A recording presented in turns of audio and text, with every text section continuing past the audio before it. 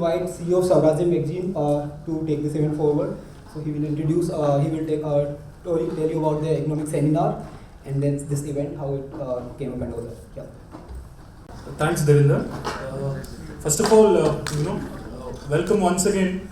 Despite the adverse weather and bad roads and overflowing water all over, it's a great turnout. Thanks a lot, all of you, for coming for this event. Good round of applause for everyone. And also, we've been doing a 2-day economic seminar in collaboration with the Public Policy Club. So it started off today, and it's going to happen tomorrow as well. So we've got a series of thought leaders, speakers, talking on host of subjects around themes related to economics. In case you didn't get a chance to make it for the seminar today, there's an opportunity to do tomorrow where some fantastic themes are going to be discussed. Just to quickly introduce Swarajya, Swarajya has a very sterling legacy. So this was a magazine that was founded in 1957 by one of India's greatest statesmen, Rajgopalachari, who was otherwise called Rajaji. And this was a magazine that was a kind of a magazine that was founded in dissent, I would say. It kind of emerged at a time where statism and socialism was the reigning economic philosophy, and this magazine essentially emerged as a challenge to the existing economic paradigm. And this magazine had some of the the greatest statesmen and philosophers and thought leaders of India writing for it. So it was published for 20 years till 1977 and 78, and then the magazine wound up. And in 2014, a set of like-minded people, we revived Swarajya both in digital and in print format. So there's a monthly print magazine. We've kept some copies outside. You could always pick up a copy of the magazine. So it's our flagship monthly magazine. And then we have a daily digital platform, which I urge you to go to www.swarajyamag.com and follow. And it's a magazine of ideas, and it stands for certain unique ideological beliefs. So that's about Swarajya, and Swarajya has been doing a series of events, and the India Economics Seminar is one such event.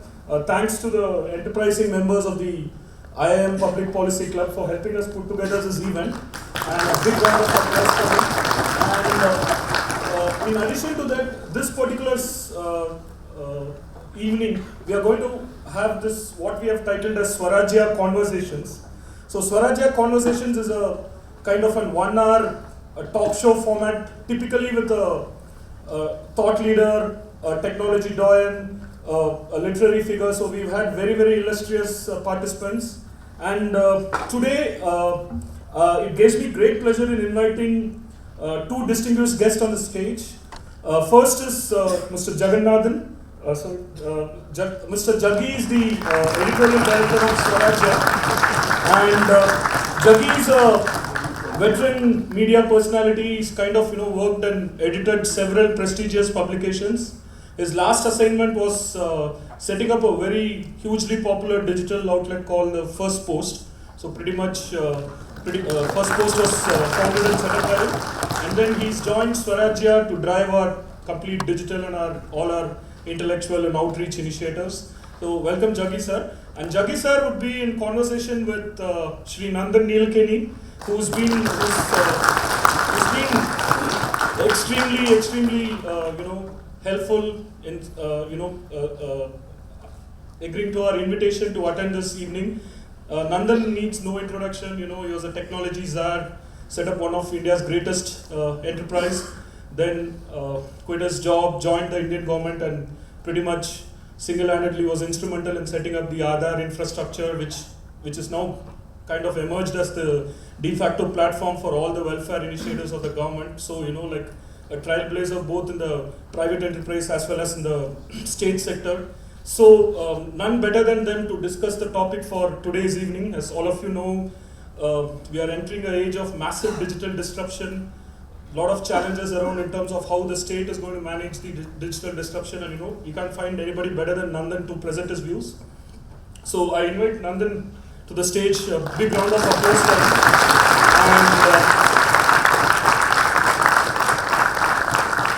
And And thanks a lot, all of you. And I look forward to a great 1 hour where Jaggi will introduce the format of the program and then we take it forward. Thanks a lot for the opportunity. And once again, I thank the Public Policy Club guys. Thanks a lot. Thanks a lot. The first part of the thing, Nandan will take you through his presentation.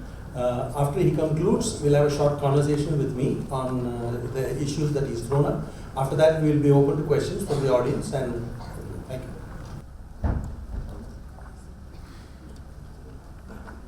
Yeah, thank you, Jaggi, and I'm grateful to the Swarajya team for inviting me. I have many old friends in Swarajya. Jaggi I've known many years. Sanipan, I launched his book 15 years back, so lots of friends. So thank you guys, and I'll talk about an alternate view of the future. It's just an argument, it's just a point of view, and you don't need to,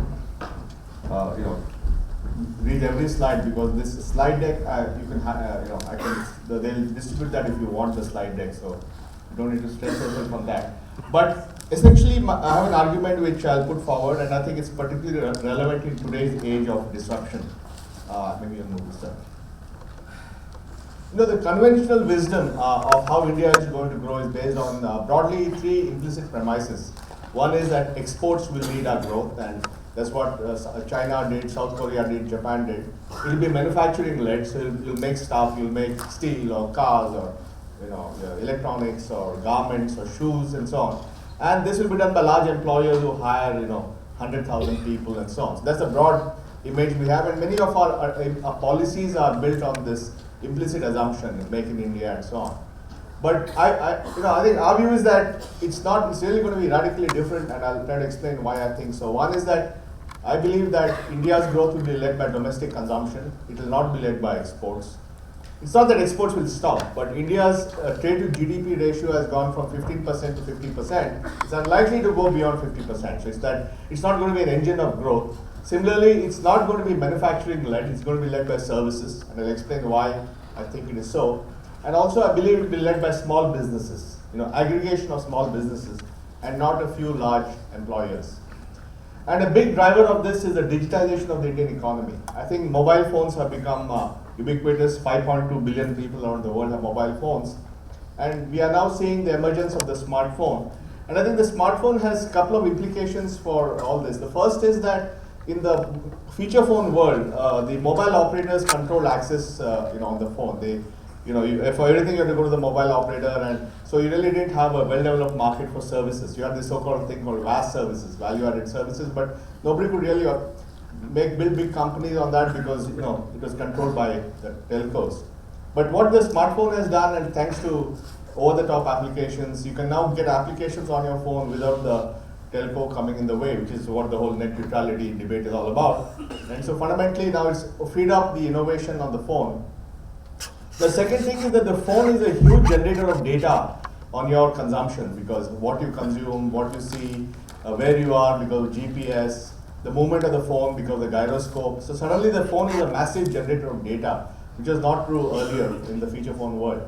And of course we know that internet penetration is going up. We have 331 million internet users, and we have, the recent Mary Meeker report says that India is the only bright spot on the global internet market. And internet, there's a recent trip somebody did all over the country. It's really penetrated everybody's usage. It's not just a urban phenomenon. Everybody's using internet in some way or the other. And of course, with the Aadhaar infrastructure, India will be the only country in the world to have a fully digital identity platform, and it's about 1 billion users in 5.5 years, with the capacity to do 100 million authentications per day, which is the current capacity, and that requires just a few servers. So we can keep adding more servers as the business grows. And it's important to realize that this 1 billion users is a strategic point, because if you look at the world's global billion user platforms, there are about 12 of them. Google owns 7 of them. So YouTube, Android, Chrome, Gmail are all examples of having a billion users. Microsoft has 2 of them, Office and Windows. And Facebook has 3 of them, which is WhatsApp, Messenger, and Facebook itself. And there's no other billion user platform in the world. I mean, the Chinese don't have it because the Chinese biggest is probably WeChat, which is about 900 million users. So the Chinese platforms don't travel well outside China, whereas the American platforms have a global reach. So this is the only billion user platform outside the US done by a government. All you market guys, I must tell you that. And the fastest of the lot. It was done in 5.5 years. And the thing is, what's happening is when we build the Aadhaar platform, we built it for authentication. So I could use my biometric, I could use my fingerprint or iris to authenticate you. And what has happened is that the biometric authentication has met the smartphone. So now smartphones will have biometric authentication on them, which can be used either to do to somebody else or to do you yourself. And this is not science fiction. There is a product launched by Samsung about a month back called the Samsung Iris Pad, which has both the regular camera and an iris camera. You see the top left-hand corner. And with that iris camera, I can do an Aadhaar authentication in real time. So I can just point and click and it does authentication. And the latest, the Samsung Note, which is going to get launched on August 2nd, which is 2-3 days from now. And if you have seen the sneak pictures, it has a second camera. That's also an iris camera. So the Note, which is really a mass product, will have iris, and we expect that in the next year or two, most major manufacturers will have biometric authentication either through a fingerprint or with iris, which means now that I can use my phone and just click and authenticate my identity. So that's a massive capability which we'll have. Then of course, on banking side, massive push by the Prime Minister. So 226 million bank accounts opened. So getting everyone to have a bank account is going to happen hopefully soon. But what's very important is that over the last 7-8 years, there's a massive push towards digitization of payments in the Indian economy, which you need to add all of them together. The Aadhaar payment bridge, which I think Sita spoke about yesterday, which is used for the cash transfers, has 290 million bank accounts linked to Aadhaar numbers. And that's the basis by which cash transfer is done for LPG. And that platform has done 1 billion transactions so far, actually 110 crore transactions already. And this is just starting with LPG and a few other programs like pensions and scholarships. But as more and more things become cash transfers, as electricity, water, fertilizer, food, that system will do about 4 billion transactions a year. So this will be the world's largest cash transfer system, which completely changes the game. Similarly, we have had prepaid wallets as a way to take care of payments. Paytm, MobiKwik are examples of that. Then recently, another very successful product that nobody's heard of is called IMPS.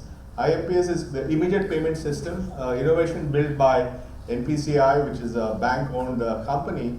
And that is the product that has completely transformed the remittance market. So Indians today in urban India send money to their families using IMPS. And IMPS is doing 23,000 crores a month of transactions. Imagine. Every month they do 23,000 crores, and they do about 60 to 70% of the Indian remittance market from a standing start. It began only in 2011 and already wiped out the remittance market. Money orders have been shut down. It's fundamentally changed remittances. And the other big thing which is going to happen is the unified payment interface, which is getting launched in the next 1 week. So in the next 1 week, we'll have about 10 banks, 5 mobile apps running mobile-to-mobile payments. And that is going to completely transform payments. So all this stuff is coming. And then the final thing within the next 1 year is going to be the Bharat bill payment system, which will essentially digitize all bills. Utility bills, today we do it through individual players, but this is an ecosystem that will create scale. So there'll be a massive conversion of bills into electronic payments. And then there are other platforms coming with the passing of the goods and service tax network, goods and service tax bill. There's a company which was set up when I was in the government called the Goods and Service Tax Network, which provides the complete backbone for all payments of taxes, GST taxes. So every taxpayer in the country, indirect taxpayer in the country will send his bill, send his returns and payments to this network. And when that reaches peak scale, that will process about 5 billion invoices a month. Everyone in the country, every manufacturer, every service provider, every hairdresser, they'll all be using GSTN to file the tax returns. And Bharat bill payment will do about 1 billion bills per month. That's the kind of transaction volume. And the other piece of this infrastructure which is coming is the electronic tolling system, which again something we had done when I was in government, is now getting rolled out. And essentially it will put an electronic tag on every vehicle, which can be used for automatically deducting the toll at a toll gate. And currently, so think of it as an Aadhaar number for vehicles. and that will allow you to automate the movement of goods movement of trucks at toll gates, so they don't have to stop. You just drive through, and automatic debit happens to your bank account. Now this is a platform which can be used initially for tolls, but since it's an ID of a vehicle linked to an account, I can use that as a platform. For example, I can do congestion pricing in Singapore. You can do congestion pricing all over the country, so that in Gurgaon you can suddenly do surge pricing. And you can use it for dynamic parking costs. You can say parking is based on time of day. All kinds of applications are possible, and that's going to generate a lot of transactions. So what we're seeing also is the emergence of new age platforms which are digitizing various sectors. E-commerce, we see what's happening with Amazon, Flipkart, and so on. We see that in healthcare. Practo has a few 100,000 doctors, millions of customers. You see that in household services. You see that in transportation, Ola, Redbus, Uber, hotels, Stayzilla. Stayzilla is the largest aggregator in the country, which has places to stay in your pilgrimage position. So when you're going to Hardwar or something, you book a room through Stayzilla, and then of course you have the classifieds through OLX. Now what this does is these platforms are also leading to digitization, because anybody to be on this platform has to be digital, right? So if I'm a Oyo room guy, I have to have an app on my phone to be on Oyo. So so the platforms are essentially spreading the digitization through the society in some sense. So every taxi driver has to have a Android phone. And these are in turn, so this is the ecosystem is getting digitized, and therefore the supply chain is getting digitized. Today, the logistics guy is getting digitized because he has to report to the customer whether the Amazon package has come or not. So everybody in the chain is getting digitized, and this is leaving huge digital footprints, which has massive implications for the future. Now what this means, and it's very important, is that, India will go from being data poor to data rich very rapidly. Think about it. GDP growth, whatever, 6-7%, whatever, I don't know what it is. People argue about GDP growth, nominal growth 13-14%. This is going to grow at 1,000%. So suddenly data is going to explode. It will be from social media, it will be from payments, it will be from smartphones, it will be from identity. Data is going to explode. So that explosion is going to be a massive change, and that is going to meet the algorithms that are coming. So the combination of a data explosion and algorithmic efficiencies is going to create a whole new paradigm of developing businesses. I mean, think about what happened to imaging. Imaging algorithms, as recently as 2011, the imaging algorithms are that allow you to look at pictures and recognize them, facial recognition and stuff like that. They had an efficiency of 75%. Human beings have an efficiency of 95%. So in 2011, they had an efficiency of 75%. Today, they are efficiently at 97%. In other words, image recognition algorithms are now more efficient than human beings in recognizing images. That happened in 5 years. So the combination of massive data on one side and huge improvements in algorithmic efficiency dramatically changes everything. So all kinds of business opportunities are going to come because of that. The second argument is that domestic consumption will lead growth. I think clearly it's obvious that we have a problem with globalization, and Trump says put a wall, get out of NATO, get out of WTO. All kinds of crazy things are happening, and so you can see that in the U.S. With Trump, you see that with Brexit, you see that with Le Pen in France. So fundamentally, there's a massive backlash against globalization. And this is reflected in the numbers. Global trade is actually down. If you look at trade value, it's come down dramatically in the last 6-7 quarters. The Baltic Dry Index, which is a proxy for freight charges, is the lowest in many years. What this really means is there's no demand for shipping goods. And that's just come down. And of course, India's exports are trending down. If you look at the last 18 months, India's exports are trending down. So all the indicators, whether it's the political indicators or the economic indicators, shows that globalization is in some kind of a retreat. But domestic consumption continues to grow. So clearly we are seeing this situation where global growth is slowing down and we are impacted in our numbers, but domestic consumption is going to. The second point is that it will be services. So point number one, broadly there's a digitization happening of the economy. It's about domestic consumption and not exports. And it's about services-led, not manufacturing. And I'll give you my argument why. Services, India is the only young country in an aging world, right? 2015, China started aging because of one-child policy. So India is the only young country. So everybody will have to have Indians doing the work for them. So whether it's outsourcing or migration is going to happen from here. We'll provide the world's nurses or something like that. And within India, of course, you're going to see growth in housing, health, education, all of them are services. And the good thing about service growth is very high, what the economists call incremental capital output ratio, which means that with little capital you can get more growth. So it's good for growth that it's services led.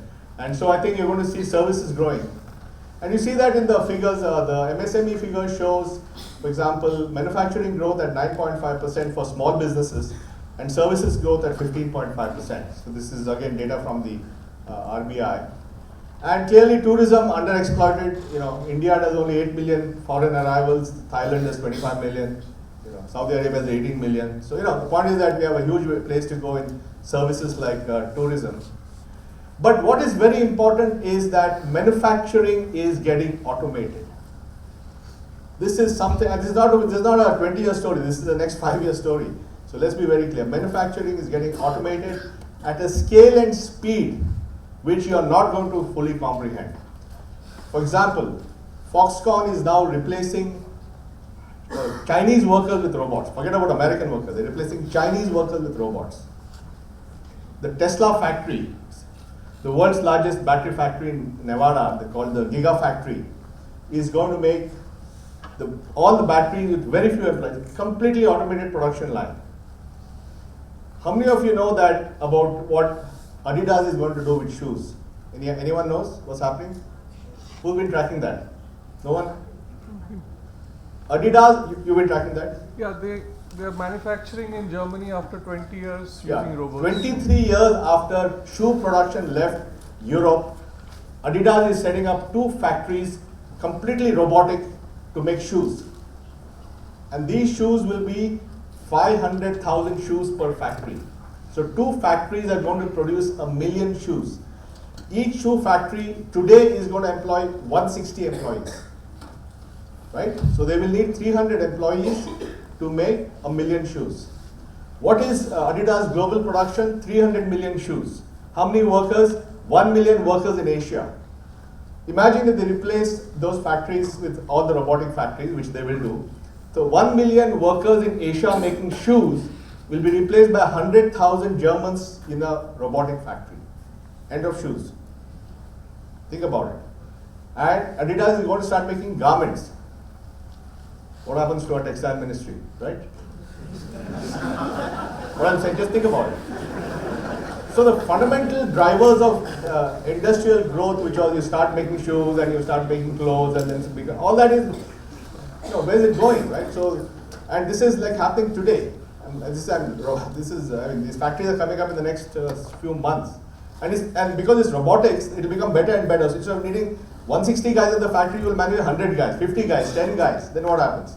So fundamentally, that game is over. The second thing is that India is entering. When China grew, there was no China. There was no China, right? When India grew, there's China sitting next door. China has overcapacity in everything. In steel, China makes 822 million tons of steel, and India makes 86 million. Right? So the Chinese dump steel in India. What do free marketeers think? We should just let them dump or what? I don't know. Anyway, so India of course has put an anti-dumping thing saying minimum import price and all that. But this is not just a steel problem. They're going to start exporting coal. Their production in coal is not, and as they go towards more solar, they're going to start dumping coal globally. They're going to export aluminium. Every major metal and commodity is going to have massive Chinese overcapacity. And I don't know whether you've been tracking what's happening. You see, when China joined the WTO in 2001, they made a commitment that in 15 years, they will be a market economy. The Chinese will be declared as a market economy by December 2016. Now, why is that important? Because when you have a market economy, if you are able to demonstrate that your export price is the same as your internal market price, it's not dumping. Think about it. Today we are passing anti-dumping saying, there's some golmaal in the price. But tomorrow, if it's a market economy and the price is the same price as the domestic price, you can't even invoke WTO anti-dumping laws.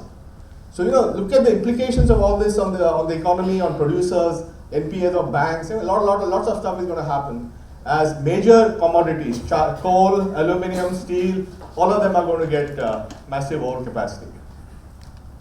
Now, a good proxy for what's happening is look at taxes. Service tax revenues are almost approaching excise revenues. I don't know if you guys have been tracking this, but I tracked it for the last 10 years. And service tax is going from, it's almost there. In a couple of years, service, of course, GST will replace this. Now go back and think about how service tax came. Service tax was not an original tax. It was implemented after the Chellaya Committee report in the 90s.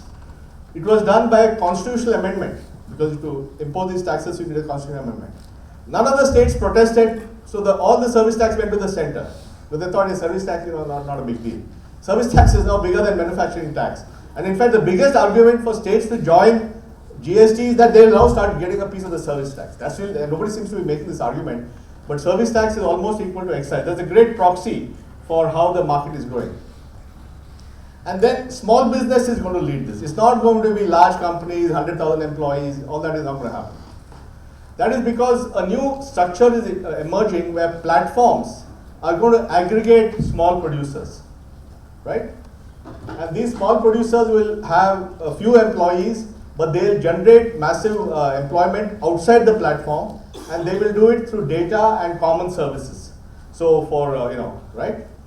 So you'll have platforms, then you'll have somebody providing accounting, somebody doing inventory management, somebody doing logistics, you'll have taxi drivers, path labs, everything will be aggregated by platforms. And this is happening, again, it's happening today. Look at what's happening with Uber. Uber has 6,500 employees, supporting 1.5 million cars. So 6,500 employees with technology are supporting 1.5 million cars, right? So that's what happens with these platforms. Small platforms, high-tech, multiplier effect on job creation. But these are not jobs in the classical sense of employment in a company. These are individual entrepreneurs who are connected to you through a smartphone, to whom you give business and who in turn get paid. So it's a different model of doing business. But this is happening everywhere. In Practo has 5,000 employees, and this is in India, and Practo is worth a few $100 million, has 200,000 doctors on their platform and millions of customers. So, but he only has 5,000 employees. Ola has 8,000 employees and 250,000 cars. Paytm has 4,500 employees and 100,000 merchants.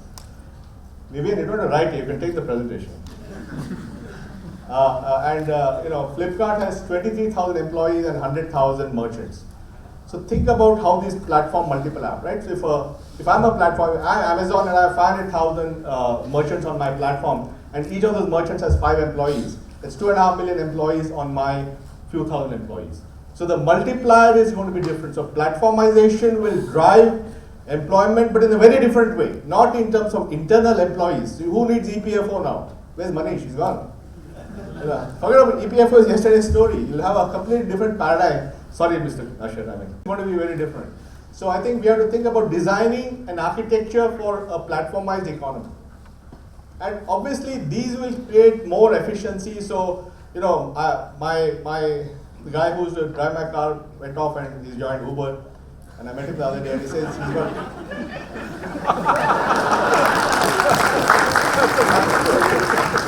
This guy has an Uber app, he has an Ola app, and he has a Taxi for Sure app. So he says business to business, he puts on and off wherever the business is. On a single day he makes 10,000 rupees. In a single week he makes 10,000 rupees. I said, wow, I can't match that. So these platforms, because of the aggregation they do, give business, right? They create value. And the other thing which happens is platformization increases the need for skills. The reason for that is the platform is a brand. And when I meet the platform, though that person providing me the service is not an employee of the brand, I think he represents the brand. Right? So if I get into an Uber car, I want that Uber car driver to be courteous, not to try funny things, etc. So fundamentally, the platformization will also drive the skilling on the edge of the platform. So Uber has to make sure the drivers can read maps. Uber has to make sure the drivers can speak English. The Flipkart has to make sure the delivery boys know how to handle a payment. So the platformization also drives skill upgradation on the edge of the platform, and those skills have to be in a portable architecture. I should be able to move I should be able to go from Ola to Uber, and my skill should be portable there. So I think Dr.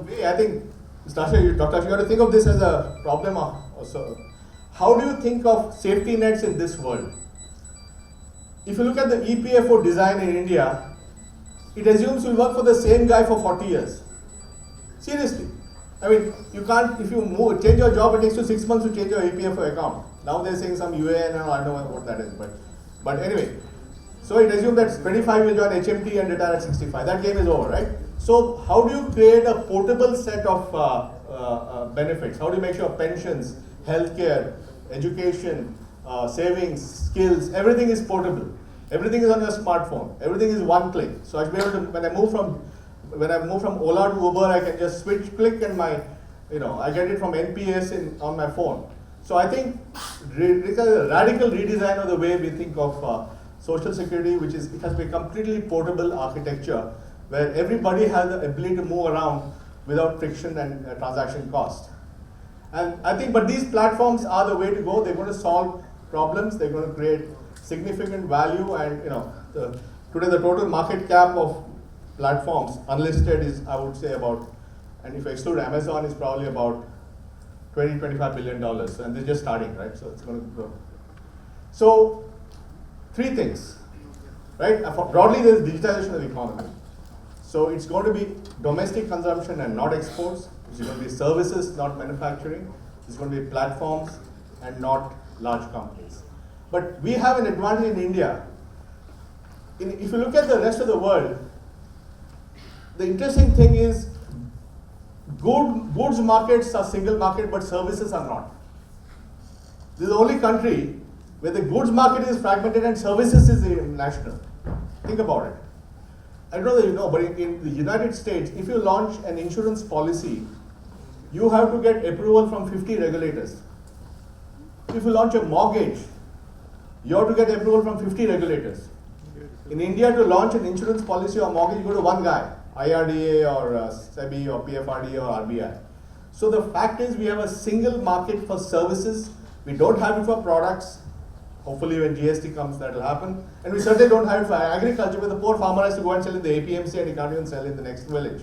So fundamentally, we have don't have a single market for either agriculture or industry, but we have for services. Now China has a single market for services, but they have migration. They have limitations on labor movement, right? You move from Western province to Pudong, you have to get that permit and so on.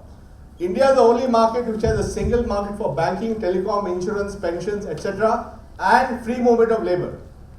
Think about the scale that is possible. It's the world's biggest single market for services. Think about it that way. And that's where I think the infrastructure which we are building will help. I think now I'll come to I think what's unique in India is we have a set of infrastructure, digital infrastructure, which is going to be different. Aadhaar, of course, 1.2 billion people, but Aadhaar can be used for authentication. As I said, on the phone, I can verify who you are. I can do a KYC, which means I can open a bank account in 2 minutes on my phone using a KYC. I can use Aadhaar to sign a document. So if I have a loan document on my phone, I can sign it with Aadhaar. There are already 3 companies launching eMudra, digital. There's one called Legal Desk, and one more are launching eSign, where I can sign a document on my phone using Aadhaar. There's a locker system which will allow you to keep documents electronically. So when you graduate, the degrees will come directly into your locker from IIM Bangalore, and you go for the interview if you're taking a job. If you're not just doing a startup, then don't worry. But if you're taking a job, then you can tell the tell your locker to release your degree certificate to the employer. So all that will become paperless. And then of course UPI I talked about. Please watch this. Launch is in the next week or 10 days, and this is going to have a dramatic impact on payments, because you'll be able to pay from any mobile to any mobile. You'll be able to do online payments, proximity payments, all kinds of things. I won't go into details right now. Say, give me my data because I want to go and get a loan, or give me my data because I want to go to the new doctor, whatever. So that requires a very sophisticated consent architecture which is getting designed. And consent will fundamentally change the way, for example, in lending will become far safer, because just like I explained how in 5 years imaging algorithms went from 75% to 97% accuracy. Lending algorithms will have the same, because the data will improve, the algorithm will improve. So essentially, lending will become automated, and when lending becomes automated, it will be able to scale up very rapidly. So credit will be a thing, and there's our professor, where's our Anik is not, professor is not here. Okay. So this is the architecture. It allows you to make paperless, presenceless, cashless things, and it's all built on everybody having an Aadhaar number, a bank account, and a mobile. And you can build apps on it, commerce, credit, investments. And this was built over the last 7 years. Again, I don't want to go into details of this. But this is a fundamentally disruptive thing, because it is going to give you order of magnitude improvements in productivity in services. In other words, what the industrial revolution did to manufacturing, digital infrastructure will do to services. Because industrial revolution essentially allowed you to dramatically improve productivity, right? So weaving productivity went up from one guy doing one to him managing machines and so on. Similarly, this is going to have dramatic improvements in productivity, and that's what is going to drive the growth internally. 4 examples: banking at scale. I can now build a bank which is completely paperless on a phone. I don't need a branch. I don't need a credit analyst. I don't need anything, and somebody will do it.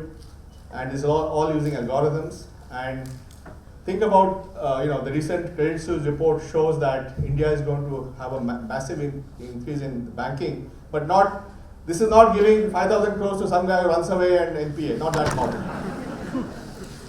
This is millions of small borrowers getting small amounts using the data. Investment at scale. SEBI is now allowing you to make mobile mutual fund paperless. Why this is important is that the cost of onboarding a customer in mutual fund today is about 800 to 1,000 rupees. Once it goes digital and paperless, it goes to 10 rupees. So more people can afford smaller mutual funds, SIPs, and also that's going to democratize mutual funds. Credit at scale. The Credit Suisse report estimates a 5x increase in lending in India, and all of that is through deepening the markets. It's about giving small businesses and individuals loans, and that will create an incremental about $500 billion of market cap. It's a massive thing going to happen in credit.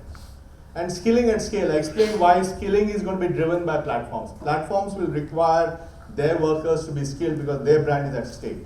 So that the market will drive the platformization of skills. So fundamentally, our thesis is that all this is going to happen, and I think this stack usage will happen. See, when you build a platform, it takes many years for the platform to become useful. If you look at the internet was almost 40 years old with the launch of the TCP/IP, but it's only after 1995, about 20 years back, when the internet entered the private sector. It's only after the Netscape came along. And today, of course, we think of the internet as a private sector thing, but actually it was built on a government foundation.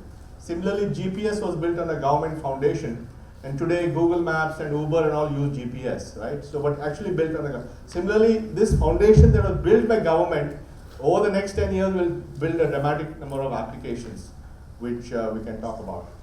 So, what all this means is that you will have the acceleration of formalization. Because India is an informal economy, that's why I was asking Professor Anik. So I think the Anik will become ink, but not in the way of joining large companies. They'll become players, they'll become driver, the merchant will become online, the taxi driver will go online, the retailer will go online, and the friction will reduce. So the cost of being outside will be more than the cost of being inside, and the benefits of being inside will be more than the benefits of being outside. So we'll flip the cost benefit, so people will want to be part of the formal system. And in my view, the killer app is going to be credit. Because if I can use my data to get a loan, then I will be in the formal economy because that gets me a loan. So credit is the killer app for formalization. So I think a massive productivity boost will be the formalization of the informal economy in the next 10 years. And I think this is really going to start a cycle of growth. So this is our alternate future. It will use technology and platforms. It will be domestic consumption-led, service-led, small business-led, and it will basically bring to services the kind of productivity that the industrial revolution brought to products. and that's the way to go. Thank you very much.